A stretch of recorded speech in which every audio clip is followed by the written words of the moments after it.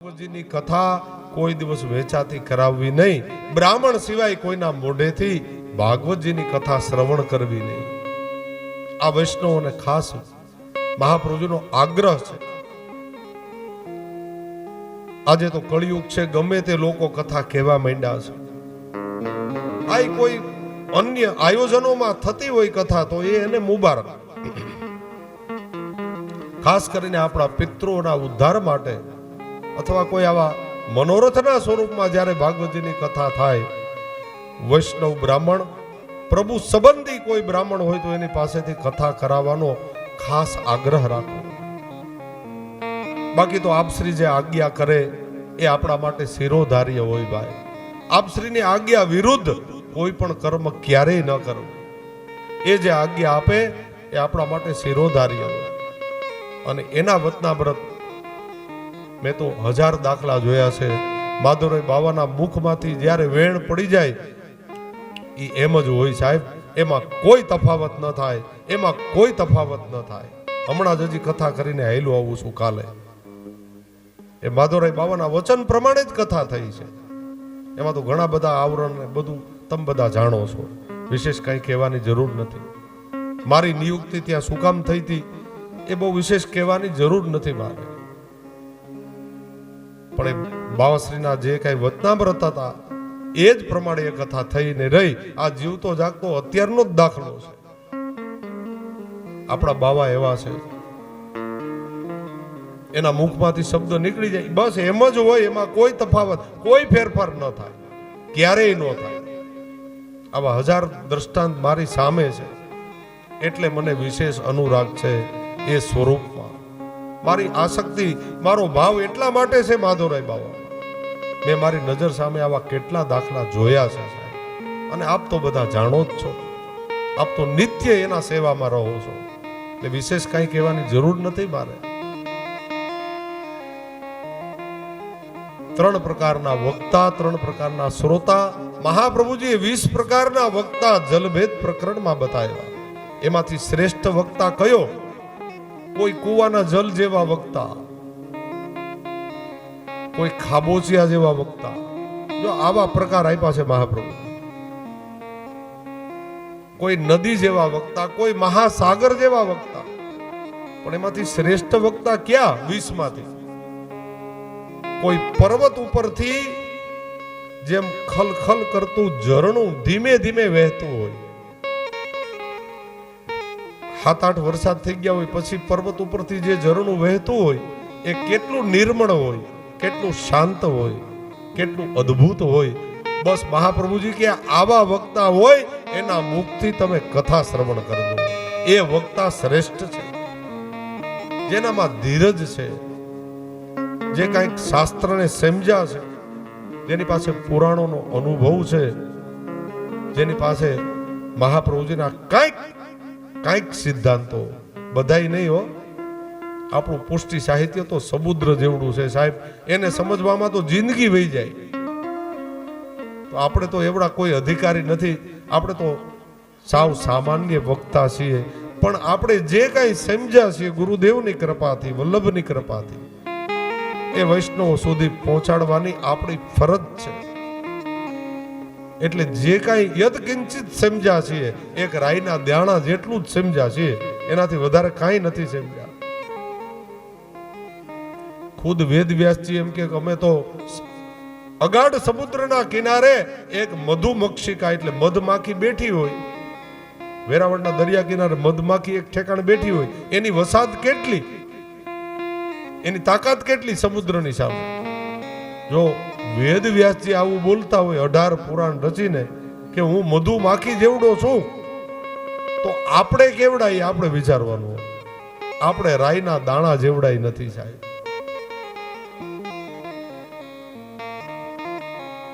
આગળની કથા મધ્યાહ્નોત્તર 3 વાગે કહીએ. કથાનો સમય પૂરો થયો છે. માથે મેં લગભગ 1 કલાક લીધી છે, પણ આ પહેલો દિવસ છે, એને બધો હાંધામેળ કરવો પડે ને, એટલા માટે 1 કલાક વધારે લીધી છે. બપોર પછીથી 3 વાગે આપણે કથાને ફરી આગળ વધારશું. મહાપ્રભુજીની કૃપાથી, માધવરાય બાવાની કૃપાથી આપણે જે કાંઈ કથાનું દર્શન થાય બપોર પછી 3 વાગે કરશું. 1 મિનિટ ભગવત સ્મરણ કરીને આપણે કથાને વિરામ આપીએ. અહીંયા ભાગવતજીને દૂધ ભોગ ધરાવવાનો હોય, આપ ધરી દેજો. ધરાઈ ગયો છે અત્યારે, ધરી દેજો. એક કટોરામાં દૂધ, મિશ્રી પધરાવી, તુલસી પત્ર પધરાવીને પ્રભુને દૂધ ભોગ ધરાવી દેજો. હે ગોપાલ રાધે કૃષ્ણ ગોવિંદ ગોવિંદ. હે ગોપાલ રાધે કૃષ્ણ ગોવિંદ ગોવિંદ. હે ગોપાલ રાધે કૃષ્ણ ગોવિંદ ગોવિંદ. હે ગોપાલ રાધે કૃષ્ણ ગોવિંદ ગોવિંદ. કૃષ્ણ ગોવિંદ ગોવિંદ કૃષ્ણ ગોવિંદ ગોવિંદ કૃષ્ણ ગોવિંદ ગોવિંદ. કૃષ્ણ ગોવિંદ ગોવિંદ રાધે ગોવિંદ ગોવિંદ.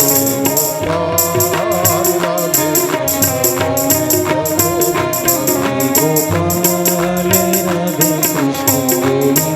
ગોવિંદ. કૃષ્ણ ગોવિંદ ગોવિંદ કૃષ્ણ ગોવિંદ ગોવિંદ. કૃષ્ણ ગોવિંદ ગોવિંદ કૃષ્ણ ગોવિંદ ગોવિંદ. ગોપાલ રાધે કૃષ્ણ ગોવિંદ ગોવિંદ.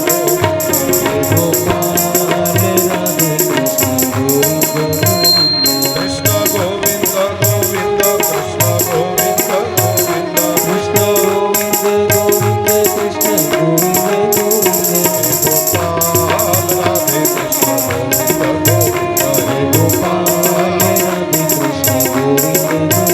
કૃષ્ણ ગોવિંદ ગોવિંદ કૃષ્ણ ગોવિંદ ગોવિંદ.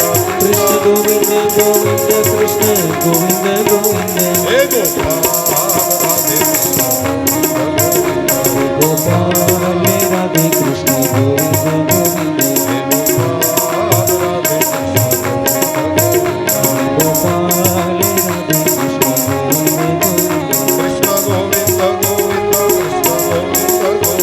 કૃષ્ણ ગોવિંદ ગોવિંદ કૃષ્ણ ગોવિંદ ગોવિંદ. કૃષ્ણ ગોવિંદ ગોવિંદ કૃષ્ણ ગોવિંદ ગોવિંદ. કૃષ્ણ ગોવિંદ ગોવિંદ કૃષ્ણ ગોવિંદ ગોવિંદ.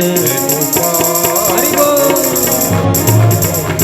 ગોપાલ રાધે કૃષ્ણ ગોવિંદ ગોવિંદ. જય ગોપાલ રાધે કૃષ્ણ ગોવિંદ ગોવિંદ. ગિરિરાજ ધરણ કી જય બાલકૃષ્ણ લાલ પ્યારે જય શ્યામ સુંદર શ્રી યમુને મહારાણી કી જય. શ્રી વલ્લભાધીશ કી જય. શ્રી ગુસાઈજી પરમ દયાલ કી જય. શ્રી માધવરાયજી પ્યારે કી જય. જય જય શ્રી રાધે. જય જય શ્રી રાધે. જય જય શ્રી રાધે. શ્રી વૃંદાવન વિહારી લાલ કી જય. અસ્તુ.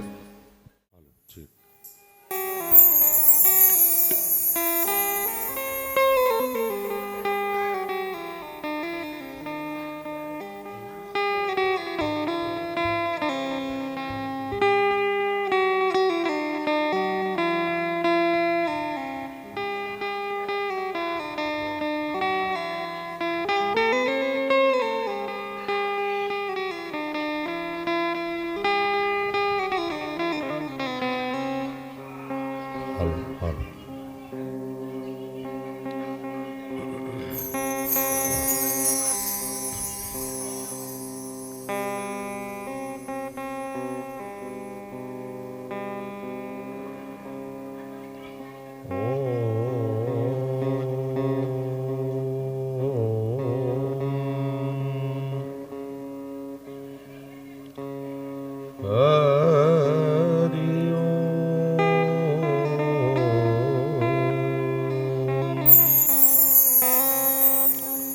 સ્વસ્તિ શ્રી ગણેશાય નમઃ. श्री सरस्वत्यै चरणकमलेभ्यो नमः। श्री कृष्णाय नमः। श्री गोपीजनवल्लभाय नमः। श्री पुराण पुरुषोत्तमाय नमः। श्रीमदाचार्य चरण कमलेभ्यो नमः। श्री गोसाईजी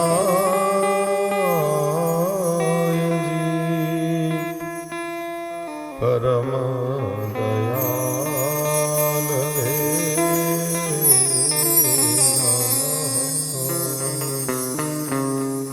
सद्गुरु चरण कमलेभ्यो ओम श्री विभूषितकरा नवनीरलाभा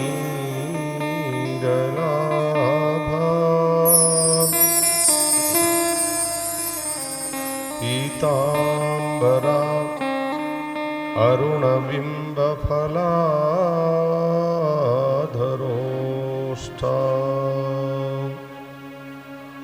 पूर्णेन्दु सुन्दरमुखा अरविन्दनेत्रा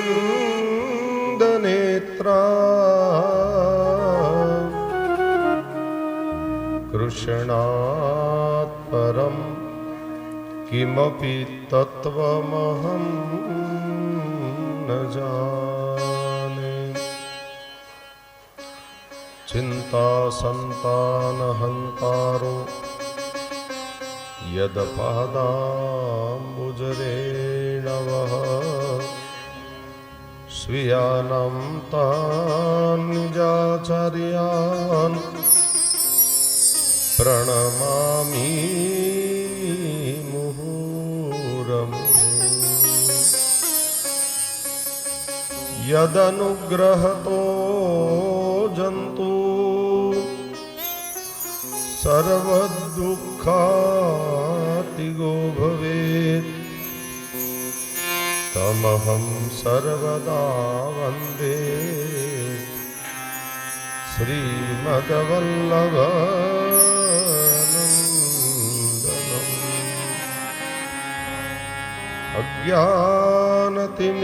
अज्ञानतिमिरान्धस्य ज्ञानाञ्जनशलाकया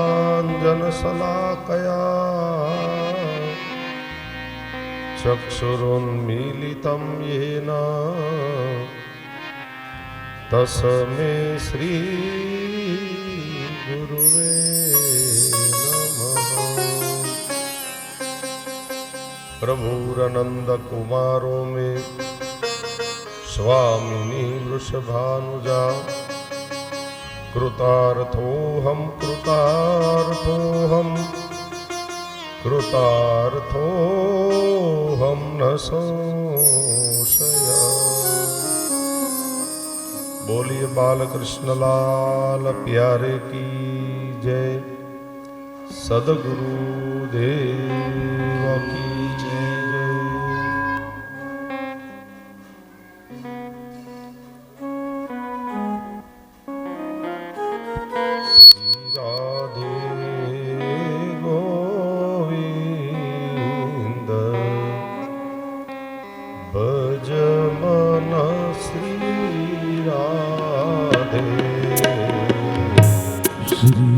राधे गोविंद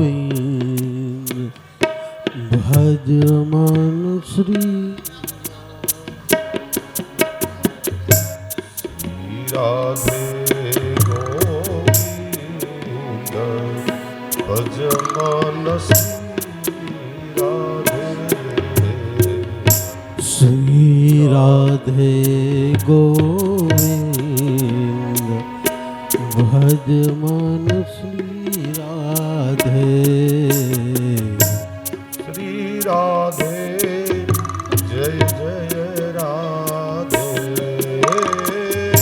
શ્રી રાધે જય જય રાધે રાધે શ્રી રાધે જય જય રાધે રાધે શ્રી રાધે જય જય રાધે રાધે શ્રી રાધે ગોવિંદ ભજ મન શ્રી રાધે રાધે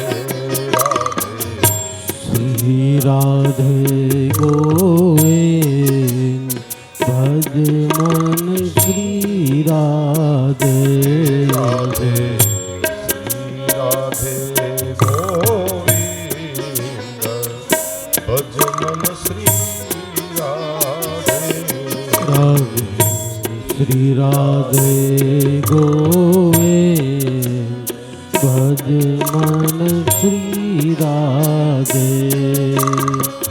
શ્રી રાધે જય જય રાધે રાધે શ્રી રાધે જય જય રાધે રાધે શ્રી રાધે જય જય રાધે શ્રી રાધે જય જય રાધે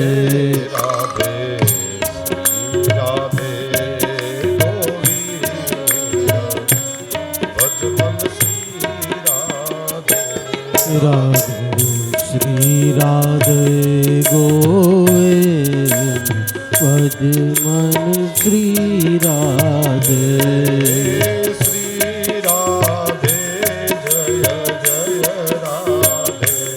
રાધે શ્રી રાધે જય જય રાધે રાધે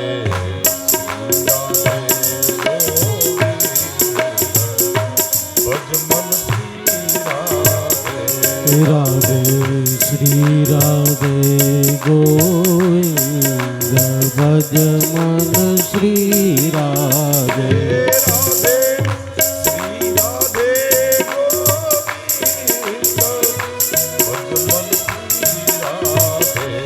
રાધે શ્રી રાધે ગોવિંદ ભજ મન શ્રી રાધે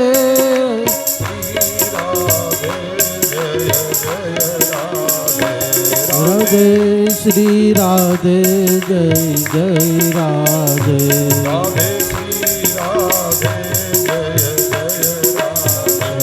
રાધે શ્રી રાધે જય જય રાધે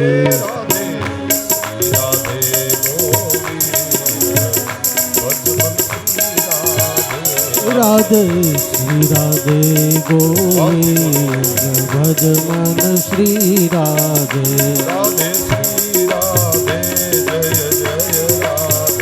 રાધે શ્રી રાધે જય જય રાધે રાધે શ્રી રાધે જય જય રાધે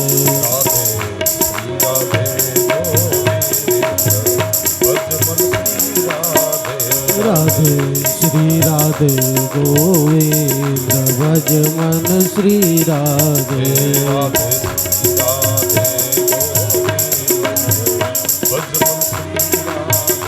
રાધે શ્રી રાધે ગોવિંદ ભજ મન શ્રી રાધે શ્રી ગોવર્ધનનાથ પાદયુગલમ हेयं गभीन प्रियं नित्यं श्रीमथुराधिपं सुखकरं श्रीविठ्ठलेशं मुदा श्रीमद्द्वारवतीश गोकुलपति श्रीगोकुलेन्दुं विभूं श्रीमन्मन्मथमोहनं नटवरं श्रीबालकृष्णं भजे। વસુદેવસુતમ દેવમ કંસચાણૂરમર્દનમ દેવકી પરમાનંદમ શ્રીકૃષ્ણમ વંદે જગદ્ગુરુ. બાલકૃષ્ણલાલ પ્યારે કી જય. શ્યામ સુંદર શ્રી અમને મહારાણી की जय. શ્રી વલ્લભાધી देश की जय. શ્રી ગુસાઈજી परम दयाल की जय. શ્રી માધવરાજ जी प्यारे की जय. ગૌ માતા ता की जय. ભારત माता की जय. જય જય श्री राधे जय जय श्री राधे जय जय श्री राधे. શ્રી वृंदावन વૃંદાવન बिहारी लाल की जय.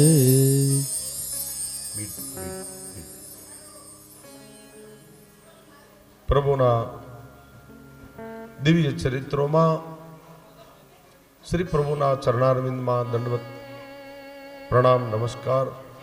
પૂજ્ય ગુરુદેવ માધવરાય બાબાના યુગલ ચરણારવિંદમાં દંડવત. આપ બધા ભગવદીઓને ભાવપૂર્ણ જય શ્રી કૃષ્ણ. ડોબરિયા પરિવાર વતી આપ બધાનું હાર્દિક સ્વાગત, અભિવાદન. પ્રભુના દિવ્ય ચરિત્રોમાં મધ્યાનોત્તર શ્રીમદ ભાગવતજીના મહાત્મયની શ્રી સુતજી મહારાજ કથા કહે છે.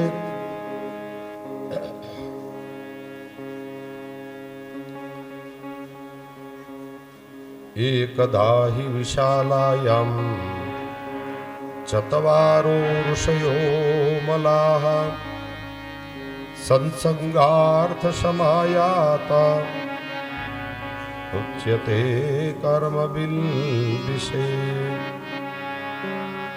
સોનક આદિ ઋષિઓએ પ્રથમ પ્રશ્ન કર્યો છે સુતજી મહારાજ કે શ્રીમદ ભાગવતજીની કથા એ નારદજીને સૌ પ્રથમ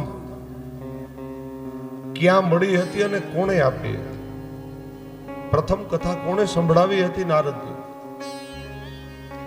આ કથા વહેતી ક્યાંથી થઈ?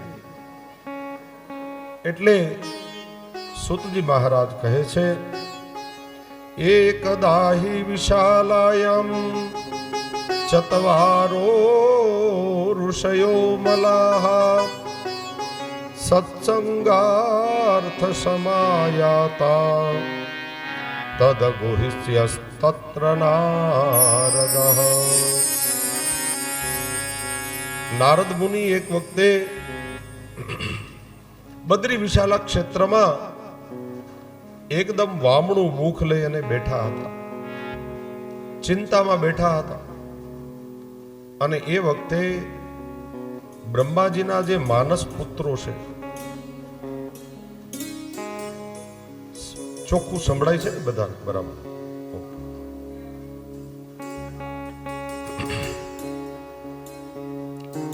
નારદ મુનિ વિશાલા બદ્રી ક્ષેત્રમાં બેઠા હતા. બ્રહ્માજીના જે માનસ પુત્રો છે, સનત કુમારો, એમને બધાને ઈચ્છા થઈ કે આપણે નારદજીની સાથે સત્સંગ કરવા જઈએ. એટલે હરિનું કીર્તન કરતા કરતા એ બદ્રી વિશાલા ક્ષેત્રમાં પધાર્યા. હવે નારદજીનું જ્યારે દર્શન કર્યું સનત કુમારો શું કામ આવ્યા હતા? સત્સંગ કરવા માટે. હવે જેમની સાથે આપણે સત્સંગ કરવો હોય એ વ્યક્તિ પેલા સાજા તો હોવા જોઈએ ને. તમે આ બધા કથા સાંભળવા આવો, મને માથું દુખતું હોય તો હું તમને શું કથા સંભળાવું? મજા આવે કથામાં? કદાચ સંભળાવી દઉં પણ એમાં આનંદ ન આવે, કથા પૂરી થઈ જાય. એટલે પેલા તો હું સ્વસ્થ હોવો જોઈએ જો તમારે મારી સાથે સત્સંગ કરવો હોય.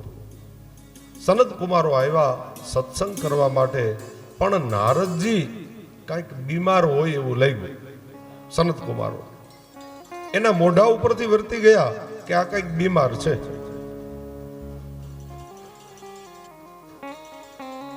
આપણું મોઢું છે ને એ 14 પ્રકારના ભાવ આખા દિવસમાં બદલાતા હોય આપણા મોઢા ઉપર. આપણે મજામાં છીએ કે નહીં,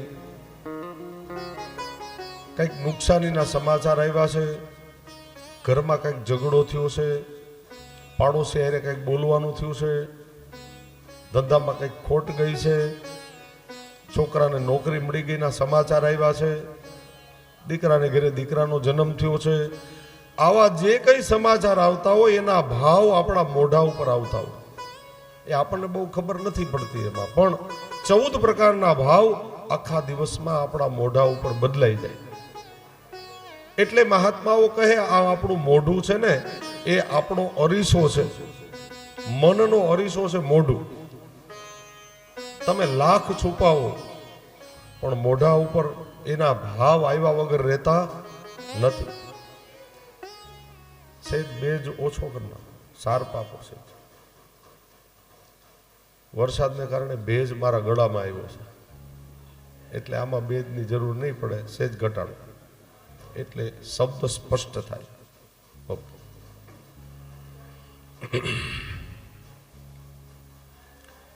નારદજીના મુખ ઉપર જોયું ને ત્યાં સનત કુમારોને ખબર પડી ગઈ કે નારદજી કાંઈક બીમાર છે. બીમાર એટલે શરીરથી નહોતા પણ મનથી બીમાર હતા, હૃદયમાં દુઃખ હતું. એટલે સનત કુમારો તરત જ સમજી ગયા કે કંઈક નારદજી તકલીફમાં છે. આપણે ગમે એટલું છુપાવીએ, સામો માણસ આપણને જાણી જ જાય કે મોઢા ઉપર કંઈક તકલીફ છે. તમે રોજ મજામાં આવો ને કોકની તકલીફ હોય એટલે બાજુવાળા જ પૂછે કેમ આજ મોઢું પડેલું છે, શું છે, કાંઈ છે? સામેવાળા સમજી જ જાય. એમાં અમારે બેનો તો નંબર 1 છે એ બાબત, એને બધી ખબર પડે. ભાઈઓ કરતા બહેનોને વધારે ખબર પડે. એમાં બહેનોએ તો PhD કરેલું છે. સાચી વાત કરું કે નહીં? હા, બહેનોને બહુ ખબર પડે. સંસાર છે, ઘર હોય ને નાની નાની એવી બાબતો ચાલતી હોય, પણ ગામડામાં તો શું છે, પેલા, અત્યારે તો બધા હોશિયાર થઈ ગયા. પેલા અભણ માણસો હતા તો બાજુવાળા સાંભળે એમ બધી હાલતી બહબહાટ કંઈક આવી જાય એવું. પણ શહેરના માણસો બહુ હોશિયાર હોય, એ દરવાજા બંધ કરીને પછી ઝઘડો કરે, બારી દરવાજા બધું બંધ કરે એટલે બાજુવાળા સાંભળી ન જાય એમ. અને એમાં જો કોઈ ઓચિંતા આવે એટલે એની પત્નીને કહે હવે બસ, હવે થોડીક વાર શાંતિ રાખ, જો કોક આવ્યું છે. એટલે મોઢું મોઢું ધોઈ લે, પછી દરવાજો ખોલે અને કૃત્રિમ હાસ્ય લઈ આવે મોઢા ઉપર, ખોટું હાસ્ય, એટલે સામેવાળાને ખબર ન પડે એમ. સામેવાળા હોશિયાર હોય ને તો સમજી જ જાય કે તમે ઝઘડો કરતા હતા.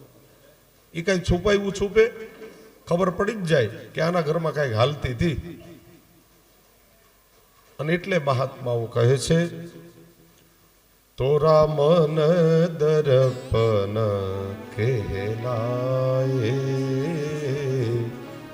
તોરા મન દર્પણ કહેલાય,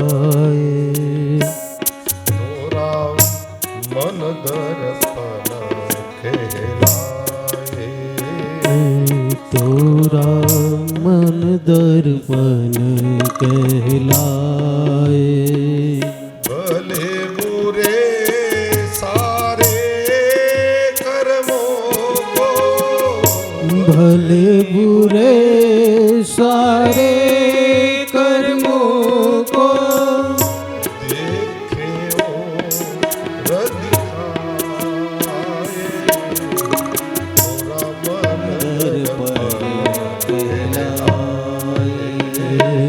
તોરા મન દર્પણ કહેલાય. मन ही ईश्वर, मन ही आत्मा, मन से बड़ा न कोई.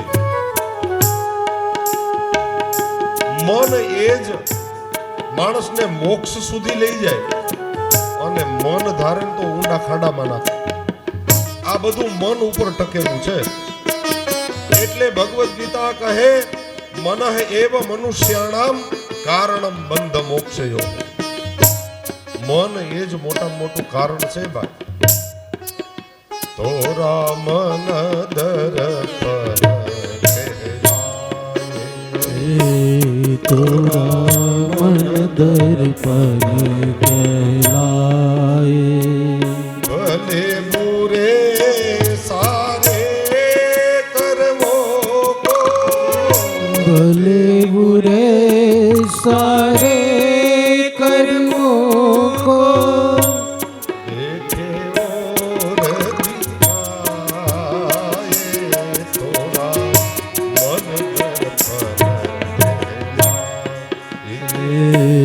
તોરા મન દર્પણ કહેલાય. આ મન એવું છે ને ભાઈ, મન ઉપર આખા દુનિયાનો આધાર છે. વ્યક્તિનો પોતાનો આધાર મન ઉપર છે. એટલે ભગવદ્ ગીતા કહે મન એવ મનુષ્યાણામ કારણમ બંધ મોક્ષયો. મનની અંદર શું ચાલે છે ગડબડ, એ તમારા ચહેરા ઉપર આવે છે. એટલે મોઢાને દર્પણ કીધું છે, અરીસો. નારદજી દુઃખી હતા, સનત કુમારો સમજી ગયા. નારદજીને સીધો જ પ્રશ્ન કર્યો છે કે હે નારદજી, તમે તો હરિના ભક્ત છો, તમે આવા દુઃખી કેમ છો? તમારા મોઢા ઉપર પ્રસન્નતા કેમ નથી? એટલે સીધો જ પ્રશ્ન કર્યો, કથમ બ્રહ્મ દીન મુખ કૃતઃ ચિંતા પરો ભવાન ત્વરતમ ગમ્યતે પુત્ર કૃતશ્ચ ગમનમ તવ. હે નારદજી, તમારા મુખ ઉપર આટલી બધી ચિંતા કેમ છે? હરિનો દાસ કોઈ દિવસ ન હોય ઉદાસ હો. હરિનો દાસ હોય એને ઉદાસ થવાની પરવાનગી જ નથી. હરિના દાસ એટલે વૈષ્ણવો. વૈષ્ણવો કેવા હોય? જેના હૃદયમાં સદૈવ આનંદ બિરાજે છે. આપણા હૃદયમાં કોણ બિરાજે? સેનાજી બાવા આપણા પ્રભુ બિરાજે છે. તો આનંદ જેના હૃદયમાં બિરાજતો હોય એ કોઈ દિવસ ઉદાસીન હોય? એટલે હરિનો દાસ કોઈ દિવસ ન હોય ઉદાસ, એને ઉદાસ થવાની પરવાનગી જ નથી. અને જો ઉદાસીન હોય તો સમજી લેવું કે હરિનો દાસ જ નથી. આ બેમાંથી એક જ હોય. એ હંમેશા પ્રસન્ન ચિત્ત હોય. અને મહાત્માઓ લખે, આચાર્યો કહે, પ્રસન્ન ચિત્તે પરમાત્મ દર્શનમ. પ્રસન્ન ચિત્તે પરમાત્મ દર્શનમ. તમે જીવનમાં ખાલી પ્રસન્નતા રાખો, પ્રભુ એની મેળે મળી જશે.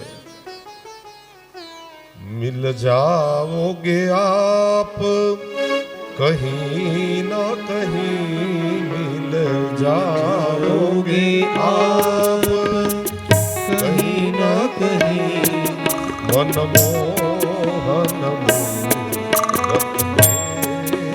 પ્રભુ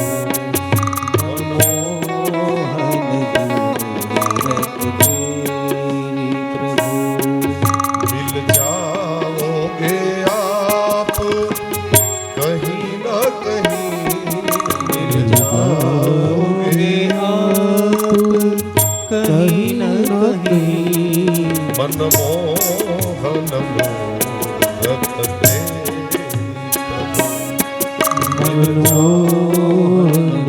મૂરત તેરી પ્રભુ. મિલ જાઓગે આપ કહી ન કહી. બસ હૃદયમાં પ્રસન્નતા રાખો એટલે પ્રભુ તો એની મેળે મળી જશે. જો પ્રસન્નતા હશે ને તો. મુરઝાયેલું ફૂલ પ્રભુને આપણે નથી ધરાવતા. એકદમ તાજું ફૂલ હોય ને એ પ્રભુને ધરાવીએ છીએ. આપણી જાતને પણ મુરઝાવા નથી દેવાની. આપણે વૈષ્ણવો છીએ, આપણે પ્રસન્ન ચિત્ત રહેવાનું છે. તો પ્રભુને વાલા લાગીએ તો પ્રભુ આપણો અંગીકાર કરે. એટલે મનમાં હંમેશા સદૈવ પ્રસન્નતા રાખવી, તો પ્રભુને વાલા લાગશું.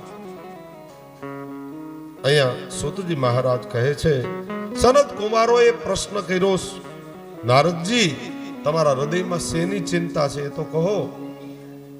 એટલે નારદજીએ બધી માંડીને વાત કરી. અહમ તો પૃથ્વી આતો, અહમ તો પૃથ્વી આતો જ્ઞાતવા સર્વે મમામિતિ અહં તુ પૃથ્વી યાતો ભક્ત્વા સર્વે મમામિતિ પુષ્કરં ચ પ્રયાગં ચ કાશીં ગોદાવરીં તથા હરિક્ષેત્રં કુરુક્ષેત્રમ નારદજી કહે આ બધા ક્ષેત્રમાં હું ફર્યો, કાશીમાં ગયો, ગોદાવરીમાં ગયો, નર્મદા કિનારે ગયો, પૃથ્વી ઉપર બધી બાજુ હું ફર્યો, અરે ઠેઠ રામેશ્વરમ ગયો, પણ મને કોઈ જગ્યાએ શાંતિ ન મળી, કોઈ લોકો પ્રસન્ન ન મળ્યા, કોઈ લોકો ભગવદીય હોય એવા ન દેખાણા. કેવા દેખાણા? એવ માદિષુ તીર્થેષુ બ્રહ્મમાણ ઇતસ્તવ સત્યમ નાસ્તિ તપઃ શોચમ દયાદાનમ ન વિદ્યતે અહં તો પૃથ્વીયાતો. હરિક્ષેત્રમાં ગયો, કુરુક્ષેત્રમાં ગયો, રામેશ્વરમ ગયો, કાશી ગયો, ગોદાવરી ગયો, આ બધા તીર્થ ક્ષેત્રોમાં ફર્યો, પણ મને ક્યાંય સત્ય બોલવા વાળા માણસ ન દેખાણા. સત્યમ નાસ્તિ તપઃ શોચમ, કોઈ તપસ્વી ન મળ્યા, કોઈ શૌચ એટલે પવિત્ર માણસ ન મળ્યા. સત્યમ નાસ્તિ તપઃ શોચમ દયાદાનમ ન વિદ્યતે, કોઈ દયા કરવા વાળા ન મળ્યા, કોઈ દાન કરવા વાળા ન મળ્યા. કેવા લોકો મળ્યા? તો કે ઉદરમ ભરીણો જીવા વરાકા કુટભાષિણા મંદાહા સુમંદમતયો મંદભાગ્યા યત ધૃતા. કેવા લોકો મળ્યા? મંદાહા સુમંદમતયો મંદભાગ્યા યત ધૃતા ઉદરમ ભરીણો જીવા વરાકા કૂટ ભાષિણા. મંદાહા એટલે મને આળસુ લોકો મળ્યા, દોડી દોડીને ભક્તિ કરવા વાળા કોઈ ન મળ્યા, બધા આળસુ ને મેં જોયા. આળસુના પીર હતા બધા. આપણે ફૂલાવાની જરૂર નથી, આપણી જ વાત કરે છે નારદજી અહીંયા. કોનું કહે છે? આપણું કહે છે, કળિયુગના લોકોનું કહે છે. મંદાહા સુમંદ મતયો, એક તો આળસુ દેખાણા અને પાછા કેવા હતા? મંદ ભાગ્ય વાળા હતા. મંદાહા પછી સુમંદ મતયો, ઓછી બુદ્ધિના હતા. આપણને બધાને કીધા છે ઓછી બુદ્ધિના. આમાં લાગે છે કે ઓછી બુદ્ધિના? ગાગર મૂકીને હાંડો ઉપાડી આવે એવા છે. ઓછી બુદ્ધિના તો એકે લાગતા નથી. પણ અહીંયા લખ્યું મંદાહા સુમંદ મતયો. કળિયુગના લોકોમાં બુદ્ધિ તો બહુ હશે. 3 મહિનાના છોકરા કીપેડ ખોલી નાખે છે. બોલ, હવે આ કઈ બુદ્ધિ ઓછી કહેવાય? બુદ્ધિ તો ખૂબ છે.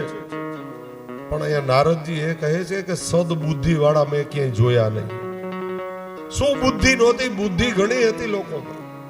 મંદાહા સુમંદ મતયો મંદ ભાગ્યા, અને ભાગ્યહીન લોકોને મેં જોયા. મંદાહા સુમંદ મતયો મંદ ભાગ્યા યતદ્રુતાહ ઉદરમ ભરીણો જીવા.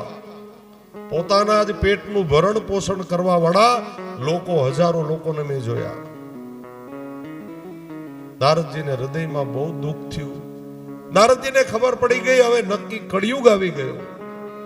એને એમ હતું કે સત્યયુગ હાલે છે, હજી દ્વાપર ચાલે, એટલે આનંદ કરવા આવું ભારતની ભૂમિમાં. અહીંયા આવ્યા પછી ખબર પડી કે આ તો ઘડાહડ કળિયુગ આવી ગયો. બધી બાજુ આવા લોકોને જોયા. અરે જેને દાન કરવાનું હતું એ બધા ભેગું કરતા જોયા. બ્રાહ્મણોને વેદ વેદતા જોયા. અરે જેને ત્યાગ કરવાનું હતું એવા તપસ્વીઓ એ બધા ભેગું કરતા જોયા, એવા મોટા મોટા મઠ બનાવતા જોયા.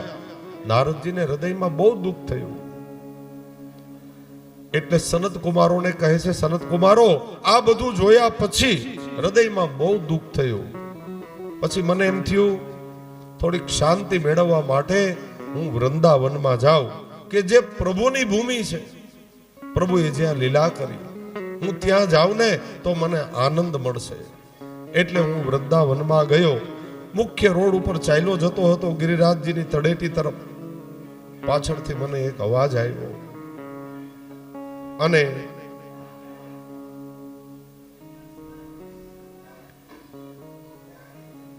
આ તરફ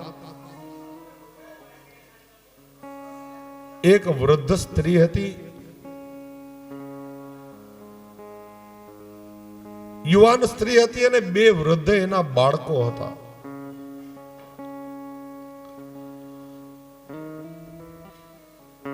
અને એ પાછળથી નારદજી કહે મને અવાજ આપતી હતી, ભો સાધો ક્ષણમ તિષ્ઠ મદ ચિંતામપી નાશય. નારદજી કહે મને બોલાવતી હતી એ સ્ત્રી. અને નારદજી કહે હું એમની પાસે ગયો. બહુ સાધો ક્ષણમ તિષ્ઠ મદ ચિંતામપી નાશય. મારી ચિંતાનું તમે નિવારણ આપો, તમે સાધુ પુરુષ છો. પાસે જઈને જોયું તો એક સ્ત્રી યુવાન, એના બે બાળકો વૃદ્ધ હતા. હવે બાળકો યુવાન હોવા જોઈએ અને માં વૃદ્ધ હોવી જોઈએ ને, નિયમ તો એ છે. પણ અહીંયા ઉલટી ગંગા હતી, માં યુવાન અને બાળકો વૃદ્ધ છે. નારદજી કે આવું કેમ બન્યું, તમે કોણ છો દેવી? અને એટલે ભક્તિ દેવી પોતાની ઓળખાણ આપે છે, ઉત્પન્ના દ્રવિડે સાહમ વૃદ્ધિમ કર્ણાટકે ગતા મહારાષ્ટ્રે ક્વચિન ક્વચિન મહારાષ્ટ્રે ગુર્જરે જીર્ણતામ ગતા. હે નારદજી, મારો જન્મ દક્ષિણમાં થયો, દ્રવિડ પ્રદેશમાં. ભક્તિનો જન્મ ક્યાં છે? દક્ષિણમાં. આપણા બધા આચાર્યો ક્યાંથી આવ્યા? એ બધા દક્ષિણમાંથી જ આવ્યા હો. એ બધાના પ્રાગટ્ય મહાપ્રભુજીથી લઈ શંકરાચાર્ય, નિમ્બાર્કાચાર્ય, આ બધા જ આચાર્યો એના પ્રાગટ્ય બધાના દક્ષિણમાં જ થયા. કારણ કે ત્યાં ભક્તિનો જન્મ થયો છે.